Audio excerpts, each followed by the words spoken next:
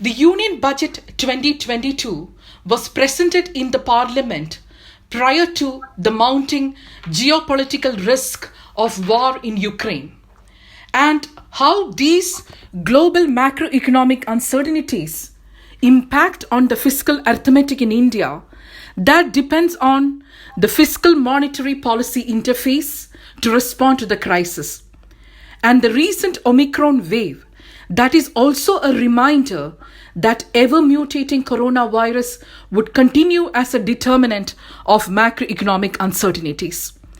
Globally, several central banks have begun monetary policy normalization by reducing their balance sheets, by ending asset purchases, and also through an earlier than expected hikes in the policy rates. The financial markets in the emerging economies have turned volatile, indicating strong capital flight with mounting uncertainty on the potential rate hikes by US Federal Reserve. The Reserve Bank of India, in the Monetary Policy Committee deliberations during February 8 to 10, 2022, has delayed normalization procedure by maintaining a status quo policy rate at 4% as they focus on growth recovery first. However, when inflation is rising, a slower policy tightening by the central bank could accelerate de-anchoring of inflation expectations, further exacerbating the stagflation. So given this mounting pressures of inflation, if the central banks bite the bullet and become hawkish by hiking rates, the growth recovery process will be severely dampened. And given these constraints on the monetary policy stance, can we rely on fiscal dominance to counter the adverse impacts on growth recovery of exogenous supply shocks? Globally, fiscal authorities have increasingly accommodated high fiscal deficits to support growth recovery, and servicing these high public debts will become much more expensive if there is hike in interest rates. And there is an increasing recognition for accommodative fiscal space in the time of pandemic crisis, and efficacy of fiscal rules, whether to stick to the numeric threshold ratios of deficit is growth enhancing, that needs a recalibration in the times of pandemic.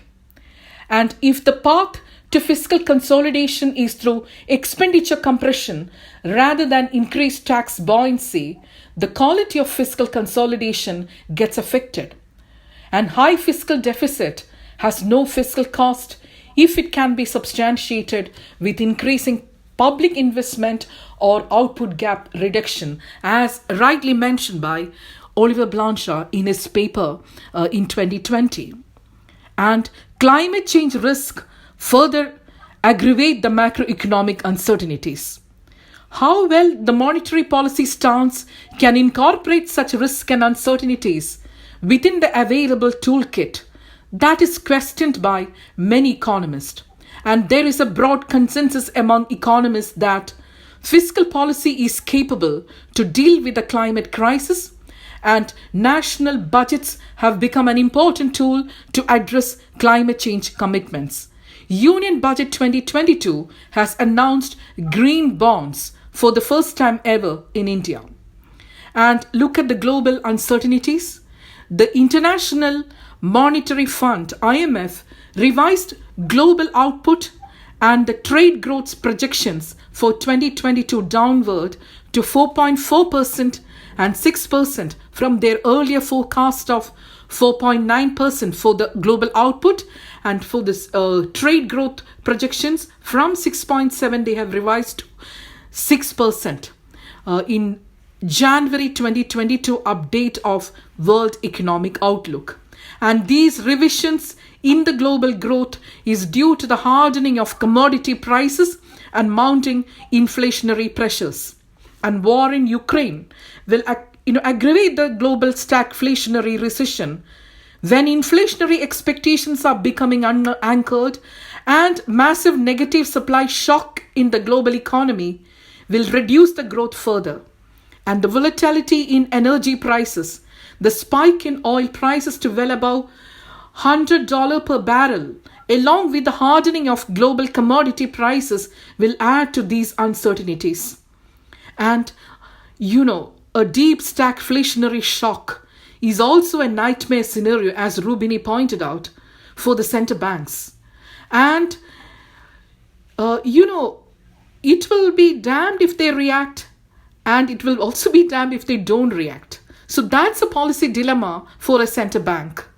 And against these mounting macroeconomic uncertainties, the real GDP growth for 2022-23 projected by the Monetary Policy Committee at 7.8%, with Q1, quarter 1, 2022-23, the projection is at 17.2%, Q2 at 7%, and the quarter 3 at 4.3%, and for the quarter 4, 2022-23 at 4.5%. And that's a 33rd meeting of the Monetary Policy Committee. And you know that the Monetary Policy Committee was constituted under the Section 45CB of Reserve Bank of India Act 1934. And the 33rd meeting was held, as I mentioned, from February 8 to 10, 2022. And in that meeting, Monetary Policy Committee retained the status quo on reverse repo rate at 4% and reverse repo rate under the Liquidity Adjustment Facility, also at a status quo rate of 3.35%. So there is no formal normalization process yet, though the cutoff yield rate of the variable reverse repo rate, that is VRRR, has risen to 3.99%. And the marginal standing facility, that's MSF rate, and the band rate, they stood at 4.25%. And the MBC had decided to retain an accommodative stance by keeping their monetary policy corridor at an accommodative policy stance rather than a neutral policy stance to revive economic growth on a sustainable manner and also to mitigate the impact of COVID-19 on macroeconomy.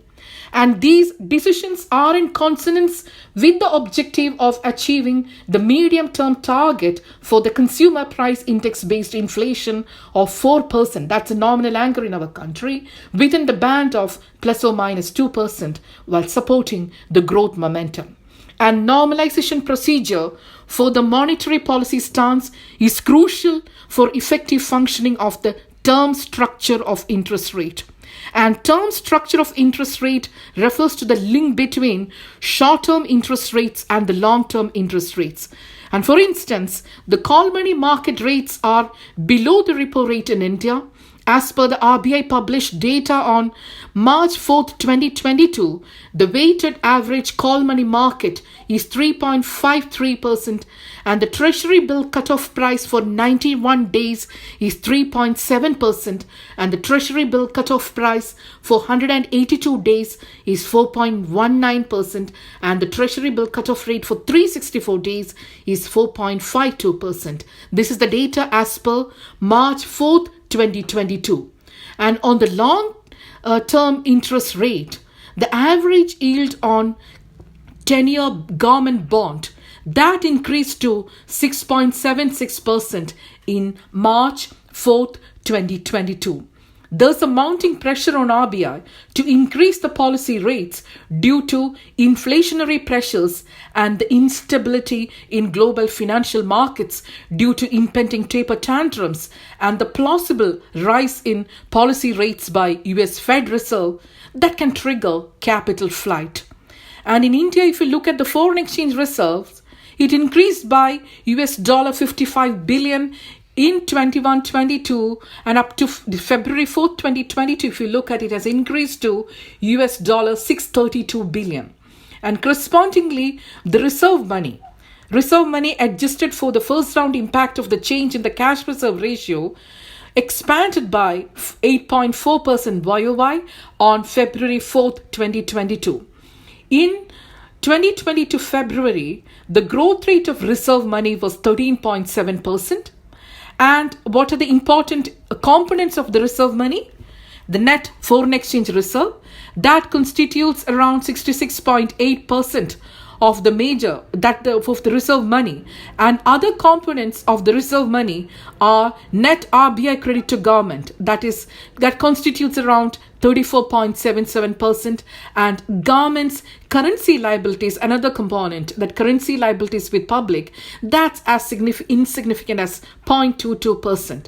And change in net RBI credit to government to GDP is also termed as seigniorage or monetized deficit. And in India, over the years, the seigniorage financing of deficit has been controlled due to inflationary pressures. And here we need to look into the levels and financing of deficit, against the backdrop of the Union Budget 22-23. While monetary policy has limitations to trigger the economy, fiscal dominance is crucial for economic growth recovery. The Union Budget 22-23 has predominantly focused on the public infrastructure investment for sustained growth recovery through crowding in of private corporate investment. That was the predominant narrative of Union Budget 22-23. And the taxonomy of crowding out, the real and financial crowding out, that has been treated in detail. If you take a look, the students take a look into my book, that book is titled Fiscal Consolidation, Budget Deficit and Macroeconomy. It's published by Sage. So students can take a look into it to understand the arguments of the real and financial, crowding out. And in my chapter 4, I empirically looked into that question, whether there is a crowding out in the context of India. And quickly, the real crowding out occurs when the increase in public investment displaces private capital formation broadly on a dollar for dollar basis, irrespective of the mode of financing of the fiscal deficit. But financial crowding out is a phenomenon of partial loss of capital formation, private capital formation, due to the rise in interest rates emanating from preemption of the real and financial resources by the government through bond financing of fiscal deficit. The Finance Minister Srimati Nirmala Sitharaman, from a position of strength, refuted these neoclassical arguments of crowding out, and she emphasized the significance of crowding in effects of public investment on private corporate investment in the context of emerging economy like India. The empirical evidence also supports the crowding in effects rather than crowding out effects of public investment in the context of India. And I also have written another paper, that's co-authored with the econometrician Rishikesh Vinod of Fordham University, New York, and Karan of IMF. That's a 2020 paper, is published in the Handbook of Statistics, that's published by Elsevier. And students can take a look into that, and using maximum entropy ensembles bootstrapping methodology, we have looked into the question of what encourages private investment in India. In that model, we came to a conclusion that public investment is a very significant determinant of private corporate investment. It's not that rate of interest. It is significant, but not as significant as public investment. And that maximum entropy ensembles, the students will be happy to know that this methodology is crucial if your time series is short. We have this problem in the time series econometric methodology that if your time series is short and if you have a mix of I0 and I1 variables, the variables are integrated of different order. When you look into the stationarity test as a pretest to run your models, then you are stuck, right? And there are econometric solutions for that. And maybe you can take a look into the Todo Yamamoto methodology, in that published in Econometrica. That is one way to solve this issue of, the variables getting integrated of different order and how you go ahead with running the models. And another methodology, of course, ARDL allows the mixing of I0 and I1 variables. And also, the maximum entropy ensembles, it's like if your time series are short, it creates ensembles, it creates reincarnations of that variable to 999 999, and your new beta from that 999 instead of that short time series, that you need to look into within the confidence interval whether that beta is significant or not. It's a very interesting methodology. You can use this methodology using R. And if you're interested, I can send you the documents which help you to understand this methodology. So when the time series are short and when the variables are integrated of different order, using Todo Yamamoto or using the MeBot, or of course ARDL also allows that, then you get into a result of what determines public investment in India, and you get a result that private investment in India, and you get a result that public investment is the predominant variable. Then the policy implications of that is very strong to crowd in the mechanism through which the public investment crowds in private investment is through multipliers related to capital infrastructure, and Union Budget 2022-23 has given emphasis to this narrative using this empirical evidence. Now, in the Union Budget 22-23, government has increased capital spending to a record high of 2.9% of GDP. And if you look at the fiscal deficit numbers to GDP, that is 6.9% in 21-22 revised estimates as compared to a pegged of 6.8% in 21-22 budget estimates.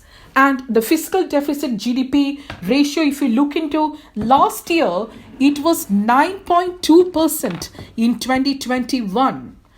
From a pegged 3.5% in the 2021 budget estimates.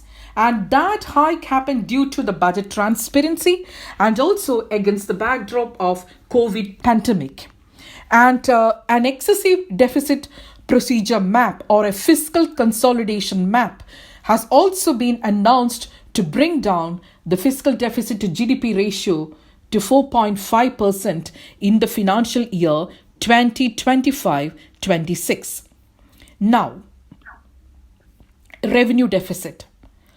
There is a golden rule in the Fiscal Responsibility and Management Bill that the golden rule is like you phase out your revenue deficit. That means your revenue receipts should be equal to revenue expenditure. That's a golden rule. So all what you borrow will go entirely for the capital infrastructure. So that's the narrative of the golden rule. And in 2021 actuals, revenue deficit to GDP ratio was 7.3%, and now it is reduced a little bit.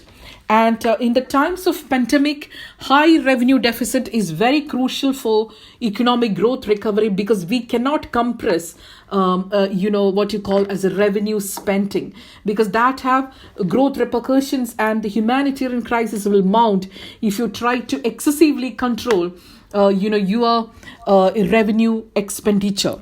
Now, in the times of pandemic, high revenue deficit, that is very crucial for the economic growth recovery. And, that golden rule to phase out the revenue deficit, that doesn't work at all in the context of, a crisis or a COVID pandemic. And this golden rule was actually eliminated in 2018 amendment to FRBM, and the clauses related to this was included in the Finance Bill of 2018, and students can take a look into that, because making revenue deficit to zero in the time of pandemic is not feasible. Excuse me.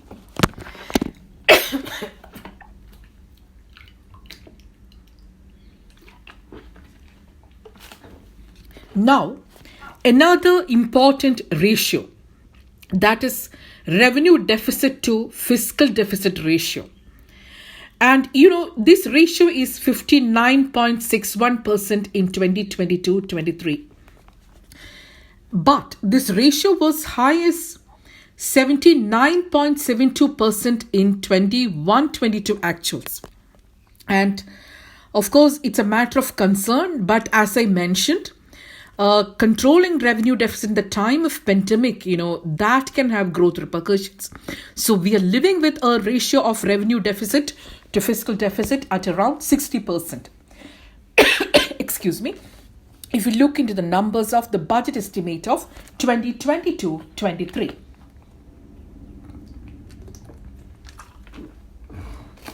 Now, primary deficit. That's the difference between fiscal deficit and interest payments. And primary deficit is pegged at 2.8% in 22-23 budget estimates. This primary deficit to GDP has reduced from 5.8% in 21-22 actuals to 3.3% in 21-22. Primary deficit is important. It reflects the current fiscal policy stance of the government without any legacy of past interest liabilities. And Union Budget 22 needs to be co-read with the FRBM Act, which includes the statements of macroeconomic framework and medium-term fiscal policy strategy to reduce the current general government debt to GDP of around 90.6%. And the efficacy of the cyclically neutral fiscal deficit needs to be threaded with caution, because if the fall in GDP is a permanent drop from the trend growth rather than a transient deviation,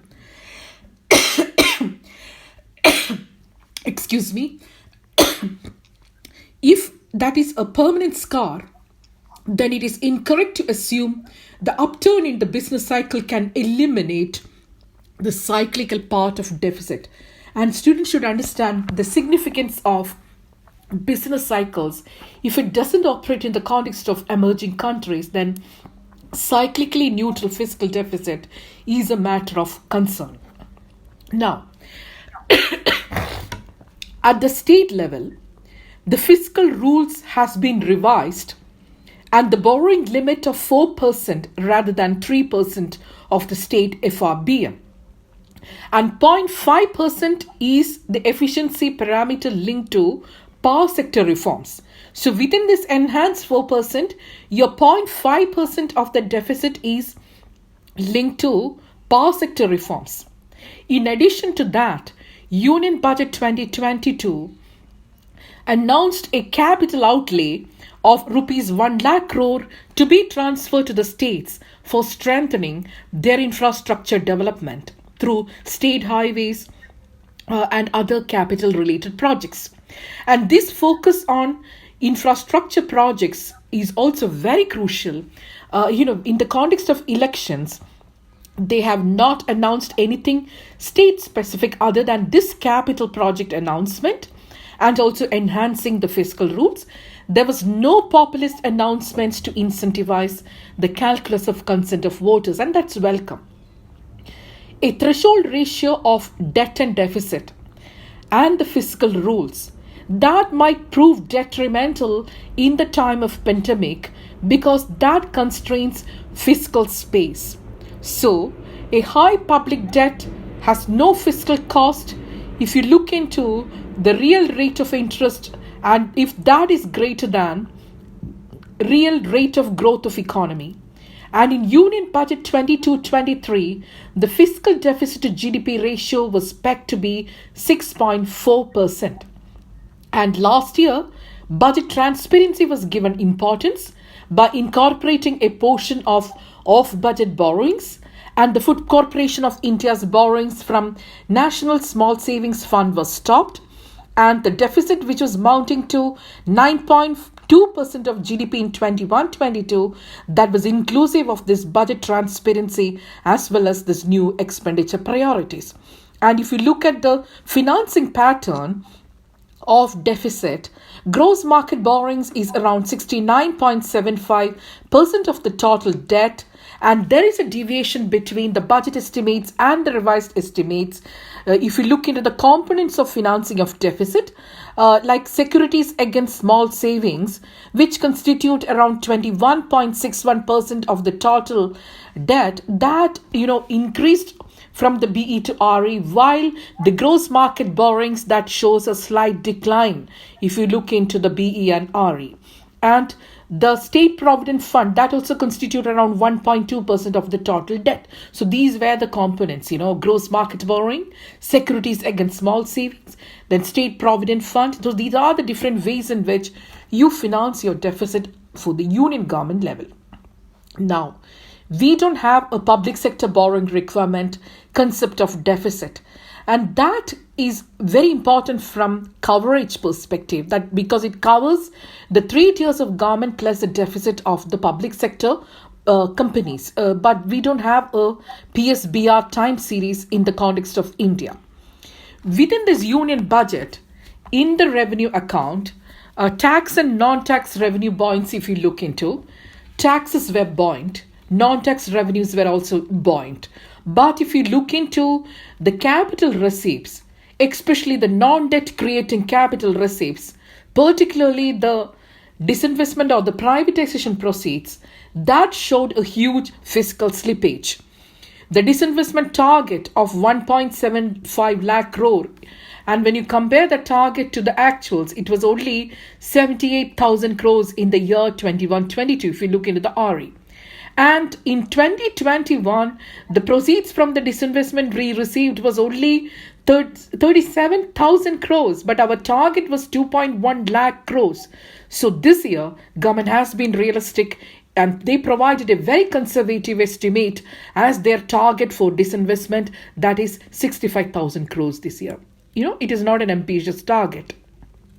Now, public expenditure, the size of the government, that is public expenditure to GDP, size of the government has increased a bit. But if you look into the components of the spending, revenue and capital, then revenue spending has shown a little bit of decline with relate to the employment generation programs, national health mission, food security, and that's a matter of concern. But of course, the narrative was enhancing capital spending, but in the time of pandemic, reducing expenditure related to social infrastructure is a matter of concern. And the expenditure related to employment, guarantee scheme, that's a matter of concern because there's a huge deviation if you look into the numbers. And the increasing recognition is that public investment has suffered over the years from fiscal consolidation, because the national and subnational governments have over-adjusted to the fiscal rules by capital expenditure compression.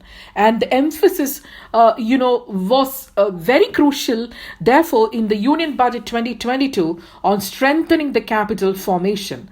And if you look at the credit infusion, which was the predominant narrative of the economic stimulus packages, the credit infusion has limited multiplier effects, as written by Joseph Stiglitz in his paper with Rashid. That paper is titled "Which Economic Stimulus Works?" And he has mentioned that credit-related economic stimulus has limited multiplier effects. But RBI has done heavy lifting to support the growth recovery through liquidity infusion techniques, the operation twist, that is simultaneous buying and selling of bonds, the short-term selling of short-term and buying of long-term bonds. That led to elongation of the maturity structure of the bond markets. That was very crucial to postpone refinancing risk to engage in the economic growth revival process. That's welcome, but it is cautioned that credit infusion might lead to mounting non-performing assets if there is no corresponding growth of credit in the economy. And the data on credit deployment, that statistics as per January 2022 statistics provided by RBI based on the 39 scheduled commercial banks. If you take a look into that, in February 28, 22, it was published. And that data, of course, the non-food bank credit, their growth, that stood at 8.3% in 2022 January as compared to just 5.9% in January 2021. That growth story is okay. That YOY growth story is okay. But if you look into the composition, the credit deployment to agriculture was just 12.4%. Industrial sector was 26.3%. Service sector was 21.2%. 25.1% of the total outstanding credit.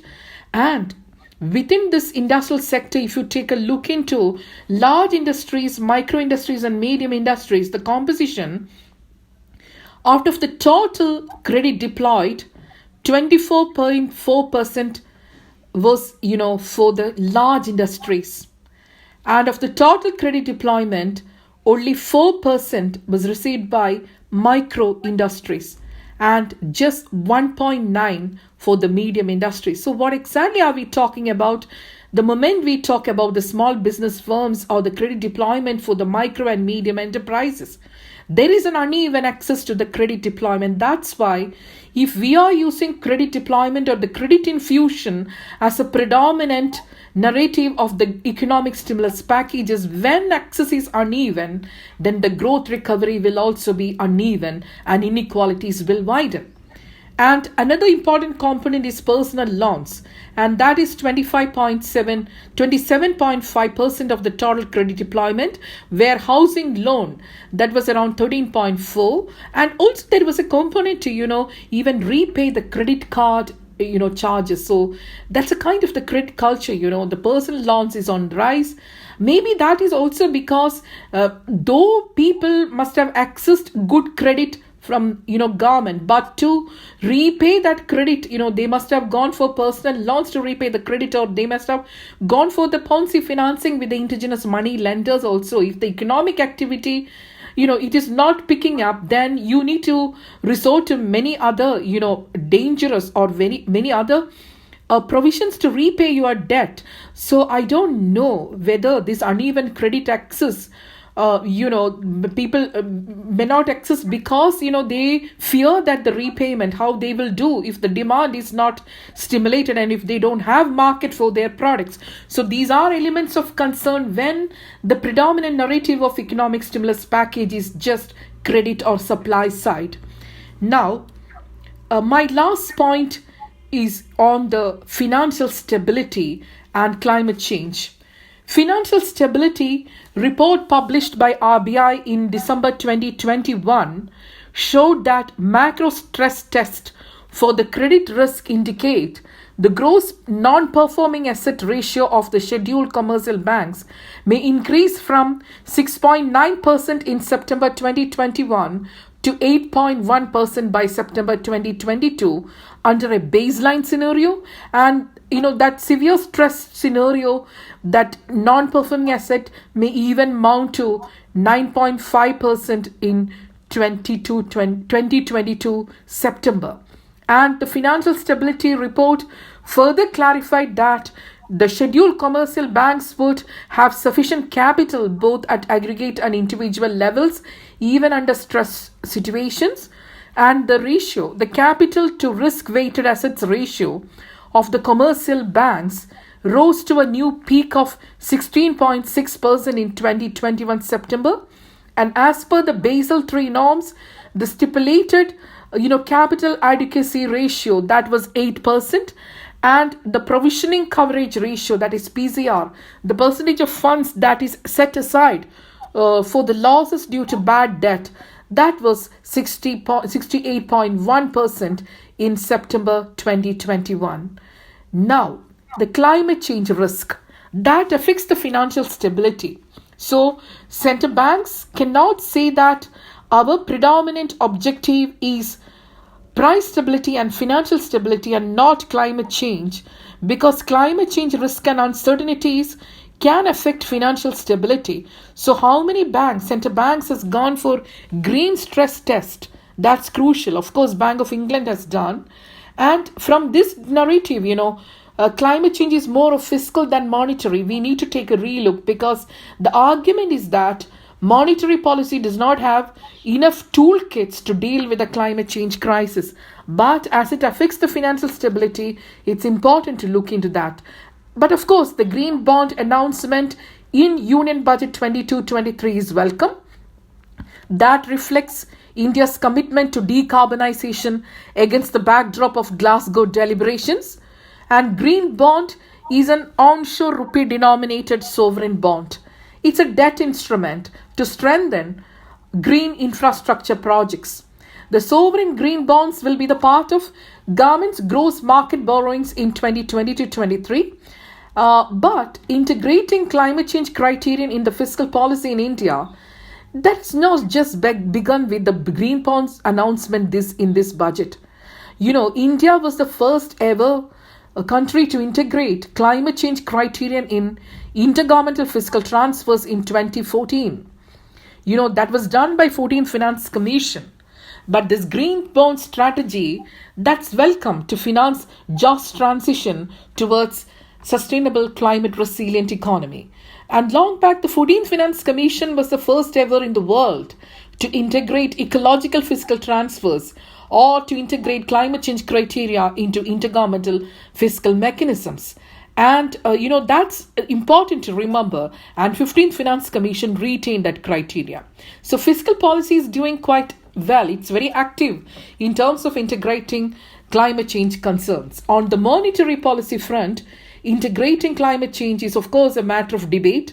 Economists have highlighted that monetary policy does not have sufficient toolkits to integrate climate change criterion. Students can take a look into the paper by Hansen in Journal of Monetary Economics. It was published in 2021. Hansen analyzed the ways to examine the toolkits of the central bank policy to combat climate change, and he warned that hastily devised policy rules, unsupported by empirically grounded quantitative modeling, could backfire if or when climate policy targets are missed. That can harm the reputations of central banks, and that also weaken their ability to act in future on a variety of fronts, and that could compromise central bank independence in the long run. Okay, students, you should be open to these debates, but we cannot say that the central bank, should be let free of the climate change commitments. But you need to look into the, concerns by Hansen, and it's important to look into, and we need to understand the what are the problems and how it can be resolved. And Hansen also highlighted that climate change mitigation targets added to the currently well-defined mandates may generate excessive expectations and unwarranted confidence in the abilities of central banks to address this important social and economic problem while diverting the attention away from fiscal policy. So that's what is concerned, that the political economy narrative is quite strong when we talk about climate change commitments, and fiscal policy can deal with the political economy much better than monetary policy. And Hansen explained the significance of modeling systemic risk and climate change in support of rules-based policy for financial stability, and how to quantify the exposure of financial institutions and businesses that receive their loans to uncertain climate change. And the climate change focused stress test conducted by the central banks, that's of course an upcoming policy tool to address long-term possibilities of climate change and slanting central bank portfolios towards green technologies. And such green stress test to assess how the banking system is exposed to the climate risk and uncertainties, such test was first conducted by Bank of England. And in the European Central Bank, Christine Lagarde is very supportive of greening monetary policy, and ECB, European Central Bank, will conduct such tests of risk exposure of the top banks in the European Commission in this year, in 2022. US Federal Reserve Chair Jay Powell also explained that the Fed has asked the lenders to articulate their risk exposure and how they can mitigate such risk. So the Reserve Bank of India published a chapter on greening monetary policy. However, there is no communication about the toolkits. We have to wait and see. Raghuram Rajan, our former RBI governor, mentioned that central banks should turn their focus to financial stability of the green investments, instead of asking whether to buy only green bonds, not the brown bonds, because that can be very political, and those political economy narratives should be predominantly fiscal decisions, not monetary. So the broad consensus is that central banks should focus on price stability and financial stability. And it can be refuted, as I mentioned earlier, that climate change, the climate risk and uncertainties, that's a crucial determinant of financial stability, and therefore it is important to integrate climate change related risk and uncertainty. So it's a debate. I have provided you the perspectives from both sides, and it's now your cup of tea to believe or not to believe whether central banks are important to address the climate change concerns. So that debate is open. The students can debate about this and find solutions with regard to the political economy perspectives of climate change commitments. And in general, economists are very apprehensive about the efficacy of central banks in dichotomizing green bonds and the brown bonds in their asset portfolio and moving towards a low carbon emission enterprise. But within the frameworks of environmental federalism, principle of subsidiarity demands that responsibility of providing a particular service should be assigned to the level of government closest to the people. That gives importance to fiscal decentralization. On fiscal side, how we can integrate climate change concerns, if we look into this unconditional tax transfers through the finance commissions to compensate the cost disabilities of subnational governments for the revenue foregone and other opportunity cost of the protected areas in their path towards economic growth. And such ecological fiscal transfer is only one among many fiscal policy tools to ensure climate change commitments.